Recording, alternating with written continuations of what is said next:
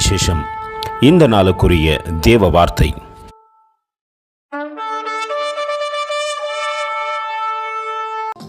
And she called the name of the Lord that spake unto her, Thou God seest me. For she said, Have I also looked after him that seed him? Genesis 16:13. అది చూచుచున్న దేవుడవు నీవే అను పేరు తనతో మాట్లాడిన యెహోవాకు పెట్టెను. ఏలనగా నన్ను చూచిన వాని నేనిక్కడ చూచి తిని గదా అని అనుకొనెను. ಆದಿಕಾಂಡಂ 16:13. ಹಾಗರಳು ತನ್ನ ಸಂಕಟ ಮಾತನಾಡಿದ ಕರ್ತನಿಗೆ ನೀನೇ ನನ್ನನ್ನು ನೋಡುವ ದೇವರು ಎಂದು ಹೆಸರಿಟ್ಟಳು. ಯಾಕೆಂದರೆ ನನ್ನನ್ನು ನೋಡುವ ತಾನು ನನ್ನನ್ನು ಇಲ್ಲಿಯೇ ನೋಡುವಂತಾಯಿತಲ್ಲ ಎಂದು ಅಂದುಕೊಂಡಳು. ஆதிகாண்ட 16:13.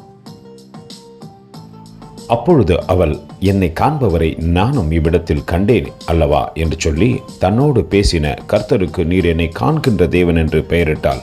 ஆதியாகமம் 16:13.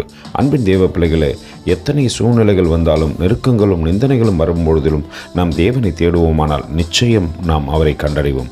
கர்த்தர் தாமே உங்களை ஆசீர்வதிப்பாராக. ஆமேன். எங்களோடு கூட இணைந்து ஊழியம் செய்ய விரும்பினால் இந்த வார்த்தைகளை மற்றவர்களுக்கும் பகிர்ந்து கொடுங்கள். இது ராஜ்யத்தின் சுவிசேஷம்.